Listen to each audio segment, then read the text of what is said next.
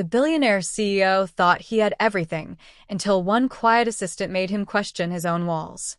But when he realized she was untouched that night, his next question left her breathless with curiosity.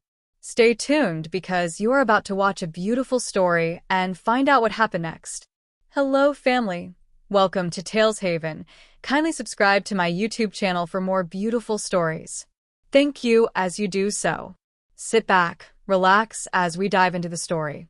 Clara Williams was the kind of woman most people overlooked. She wasn't loud, she wasn't flashy, and she wasn't the type to fight for attention. At Blackwood Enterprises, a towering glass building in the heart of New York, she blended easily into the background, quiet, efficient, and polite. Her life outside the office was just as simple. Clara lived with her younger sister, Emma, in a tiny apartment on the East Side.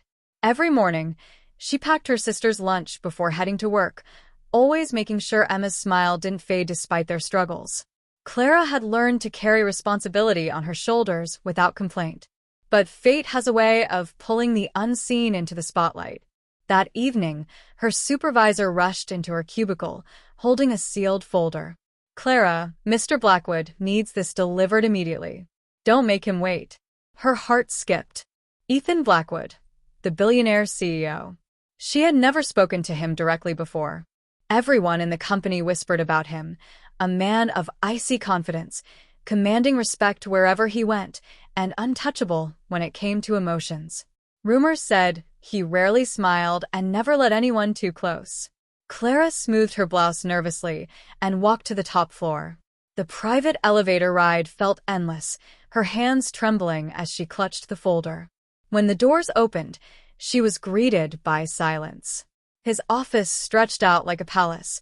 Floor-to-ceiling windows revealed the city lights, and the scent of leather mixed with faint cologne lingered in the air.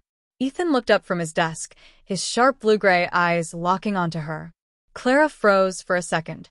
He was even more striking up close, tall, broad-shouldered, dressed in a black tailored suit that seemed made to command attention.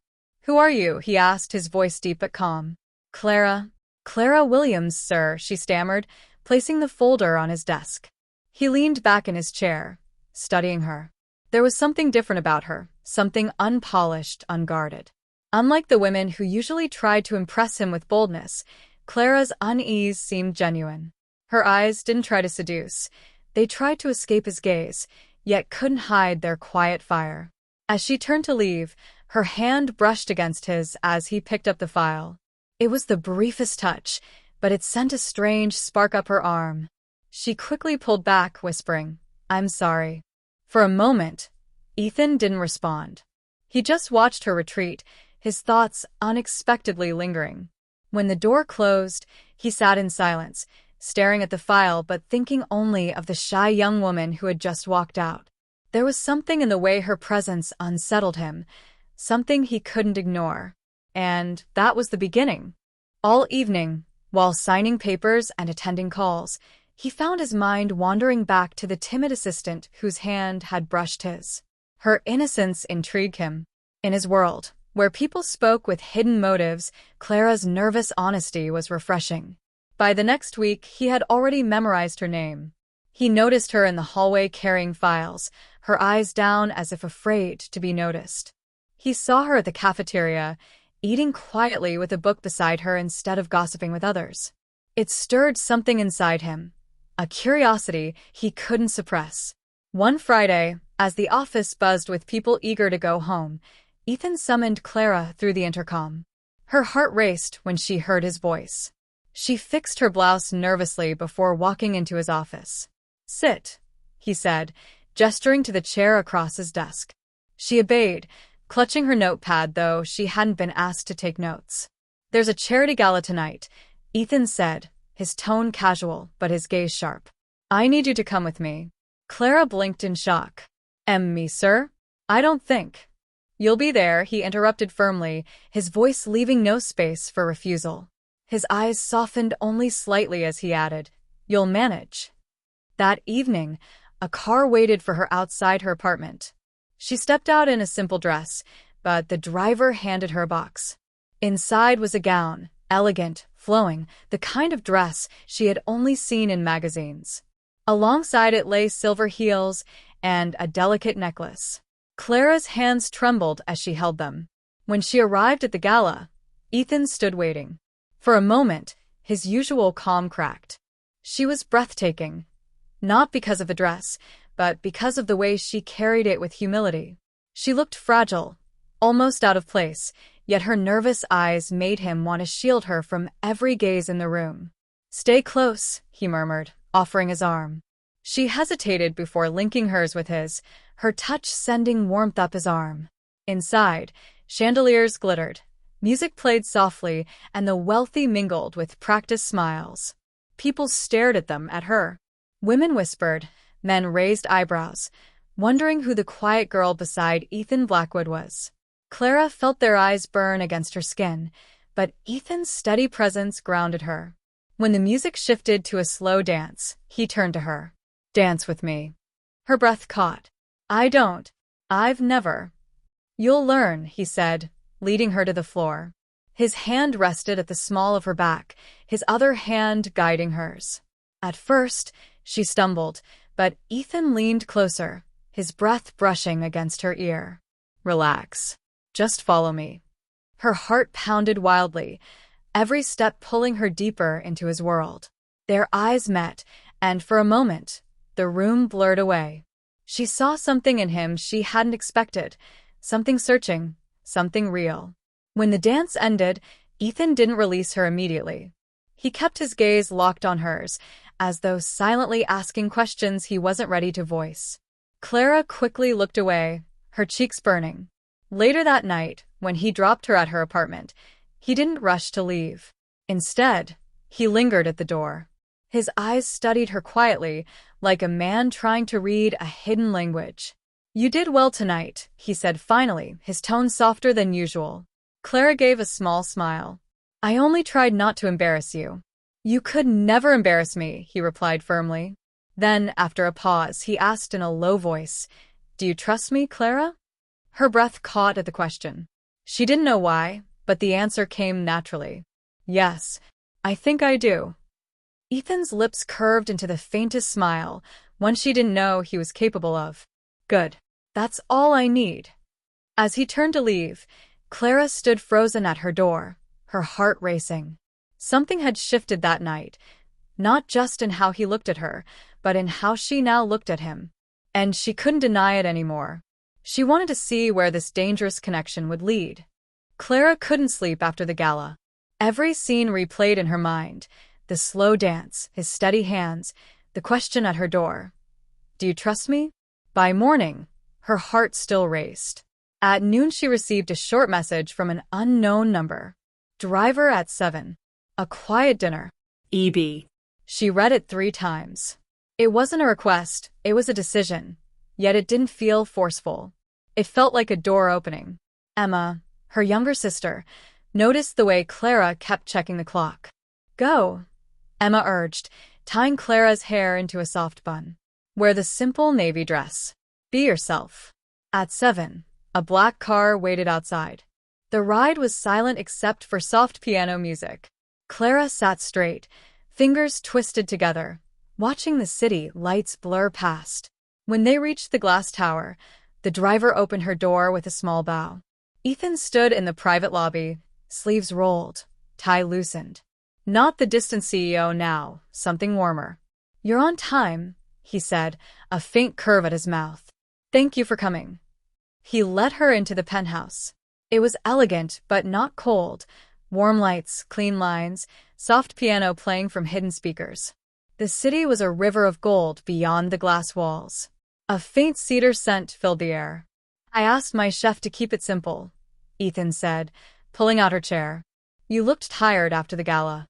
Clara sat, surprised by the small kindness. "Thank you." Dinner was gentle, grilled salmon, roasted vegetables, a light dessert.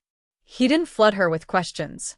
He let the conversation breathe, asking about Emma's schooling, about the book Clara kept in her bag, about the part of the city she liked to walk through on Saturday mornings.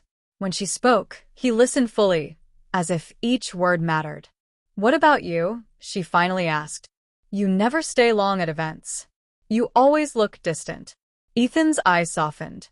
Crowds are loud in the wrong ways. He paused.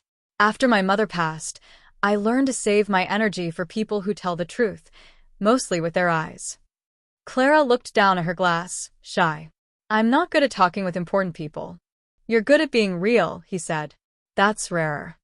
After dinner, he offered his hand. Come. The terrace is quieter. Outside, the night air was cool. He slipped off his jacket and placed it gently over her shoulders. She pulled it close, breathing in a clean, steady scent that made her heart flutter. Clara, he said softly, about last night, about the dance. He stood close, not touching, letting her choose the distance. You were brave. I wasn't brave, she whispered. I was scared. Then you were brave and scared, he answered, a hint of warmth in his tone. Both can be true.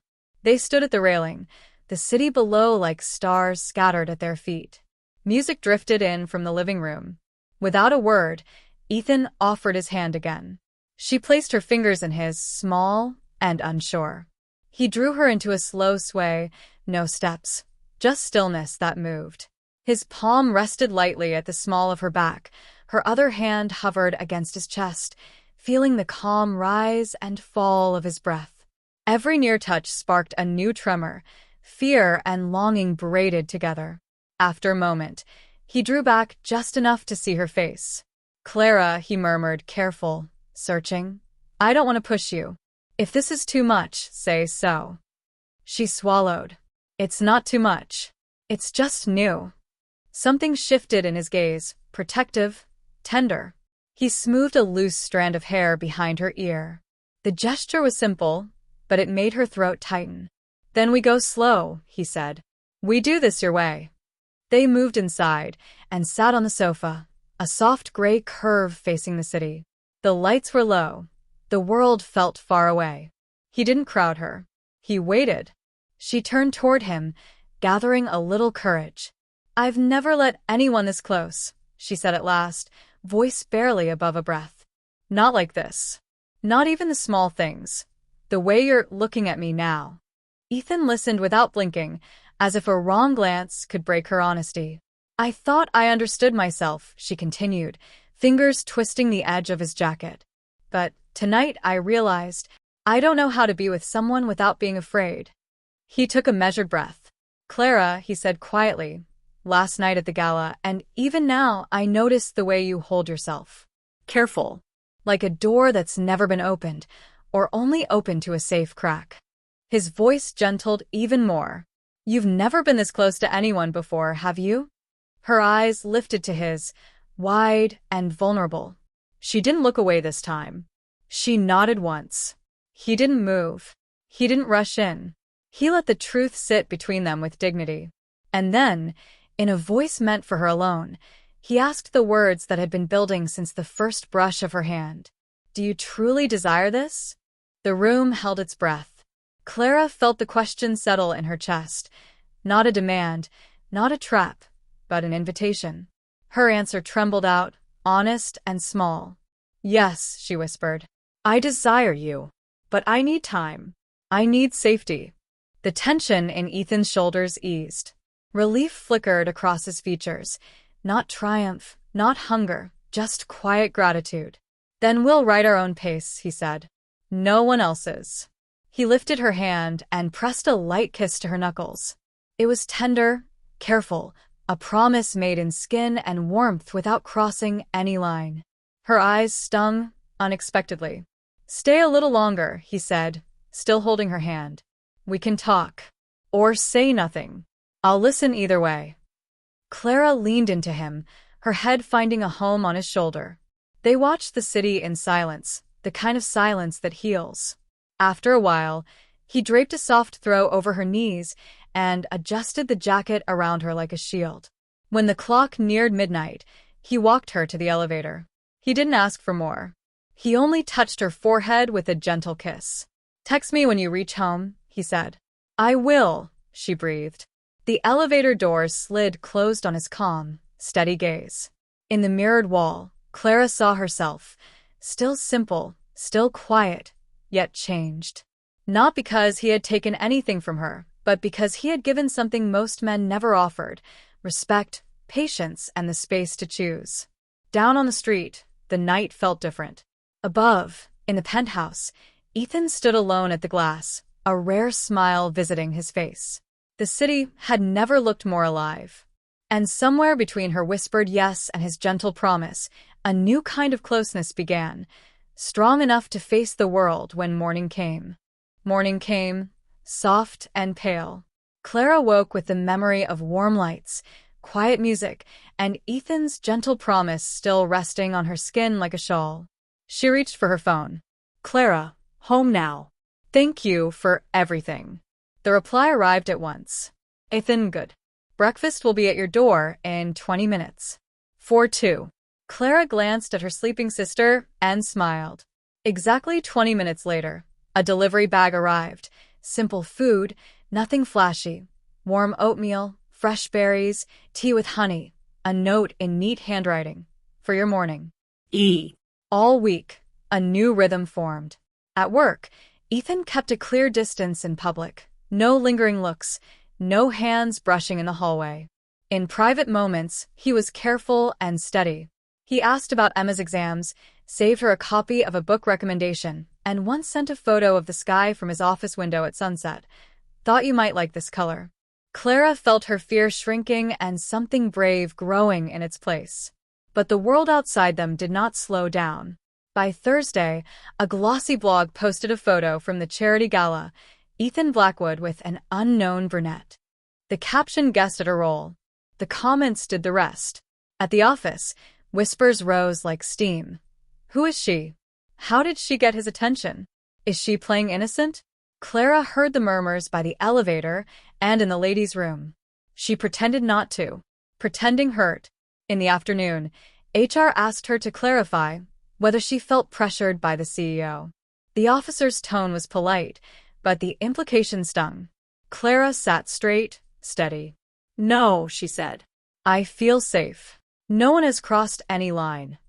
The officer nodded and dismissed her with a careful smile that did not reach her eyes. After work, Clara stepped outside into fine cold rain. She stood beneath the awning, holding her bag tight, breathing slowly. She told herself not to cry. One tear escaped anyway. A black car slid to the curb. The door opened. Ethan stepped out without an umbrella, rain misting his hair and suit. He didn't speak at first. He just shrugged off his jacket and settled it over her shoulders like a promise. "I'm okay," she whispered, though she wasn't. "I know," he said, voice low. "But you don't have to be okay alone." They sat in the back seat with the city gliding by in wet streaks. He didn't reach for her hands. He didn't ask questions too quickly. He let the car be quiet until her breath steadied. Finally, she spoke. "They think I'm pretending. They think I'm a story to tell other people." She swallowed. "I don't want to be a rumor, Ethan." "You're not," he said. "You're a person. My person if you want to be. If not, we stop. Now." His eyes searched hers with care, not pressure. "Tell me how to protect what we're building." Clara looked down at the jacket around her shoulders. It felt like shelter. "3 things," she said softly. "First, no secrets that make me feel hidden. Second, we move slowly, my pace. Third, we keep work clean. No favors. No blurred lines." Ethan nodded as if he had been waiting for rules. "Done," he said. "All 3. He took out his phone and sent a short message to his chief of staff. "There will be a company-wide note in the morning," he told her. "Zero tolerance for gossip dressed up as concern. HR inquiries will be routed through legal with me copied. No one questions your dignity. Not once." She let out a shaky laugh. "Legal sounds so unromantic." "It's not romance," he said. "It's guardrails so romance can breathe." The car pulled into the underground garage of his building. The elevator carried them to the penthouse in a quiet hum. Inside, he moved with a gentleness that made the space warmer. Shoes lined by the door, a towel offered for her damp hair, a kettle set to boil. He changed into a soft sweater, she into a dry shirt he had a spare of, plain, oversized, safe. He set mugs of chamomile tea on the low table. "We can talk," he said, taking the seat beside her but not too close. "Or, we can listen to the rain." She looked at him, then at the city beyond the glass. "Maybe both." The rain tapped a steady rhythm. After a while, Clara spoke again. "When people look at me, I feel small. With you, I feel seen. It scares me," she admitted, voice thin. "But I don't want to run." His answer was not loud. "Then don't." He turned his palm up between them, a quiet invitation. "May I?" She placed her hand in his. His skin was warm, his grip light. He used that handhold to pull them to their feet. The speakers in the wall murmured a slow piano piece. They swayed in the living room, a careful echo of their gala dance. Bare feet on the rug, close enough to share breath, far enough to honor fear. Ethan's cheek brushed her hair. "I'm going to ask you something, and you can say no." He paused. "May I hold you closer?" Clara's pulse quickened. She drew a small breath. "Yes." He wrapped his arms around her gently, his chest a steady wall. She felt her body unclench. His lips touched her temple, a whisper of warmth. "If anything is too much, push my hand away," he murmured. "You set the pace." She nodded, her fingertips finding the heartbeat at his collar. They stayed like that a long time, no rush, no line crossed, only closeness that asked permission and waited for answer. When the music faded, they sat again. He opened a small box from a side drawer and took out a thin band of braided thread, dark and simple. "This was my mother's habit," he said. "Something plain that means more than it looks. It isn't jewelry. It's a reminder." He held it between his fingers. "Would you wear it only if it feels safe? If it ever stops feeling safe, you give it back." Clara watched the little loop swing. It wasn't gold or diamond. It felt right. "Tie it," she said softly. He tied the band around her wrist with careful fingers, double knotting and testing it gently. She watched his hands, the patience in them. When he finished, he didn't let her hand go right away. He lifted it and placed a light kiss against the new knot. "Thank you for trusting me," he said. Her eyes filled. "Thank you for earning it." The next morning, Blackwood Enterprises received a memo from the CEO's office, a clear, crisp statement about respect, privacy, and accountability. Rumor-mongering would be treated as misconduct. HR-attached guidelines, legal-attached teeth. The building felt different. At lunch, two colleagues who had whispered the loudest avoided Clara's eyes. By evening, the blog post with the rude caption updated its line. No comment from Blackwood. Silence, for once, protected rather than fed the fire. That night, Ethan texted, "Board wants me at the foundation gala in 2 weeks. Lots of cameras.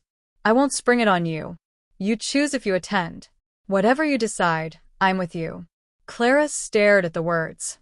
Her heart beat hard, not with panic this time, but with decision. She typed, paused, erased, typed again. "Clara, if we go together. Slow steps. No show. Just truth." His reply returned with a tiny, rare softness she could hear in her head. "Ethan, together. And slow." They met after work for a walk. No car, just two people under a large umbrella moving through streets washed clean by last night's rain.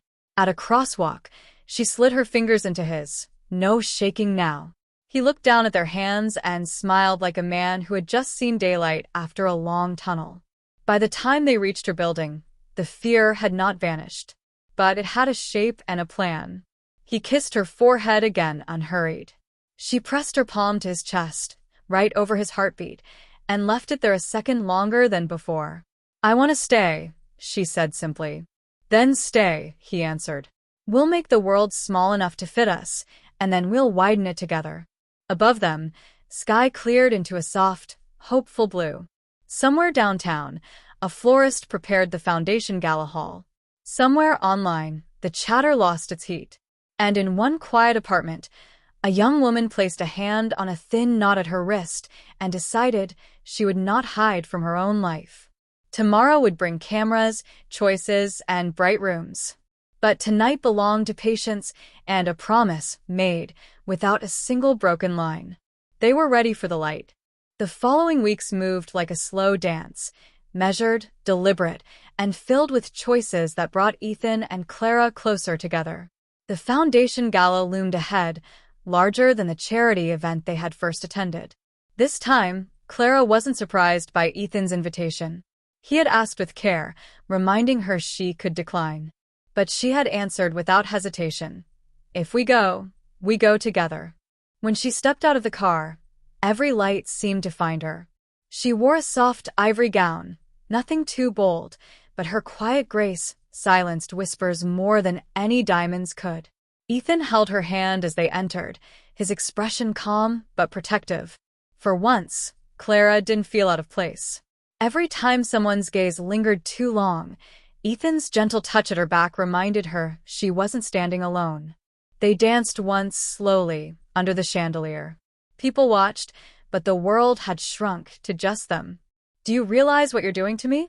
Ethan whispered as he guided her across the floor. Her lips parted in surprise. "What am I doing?" "Making me want forever," he said, his eyes holding hers.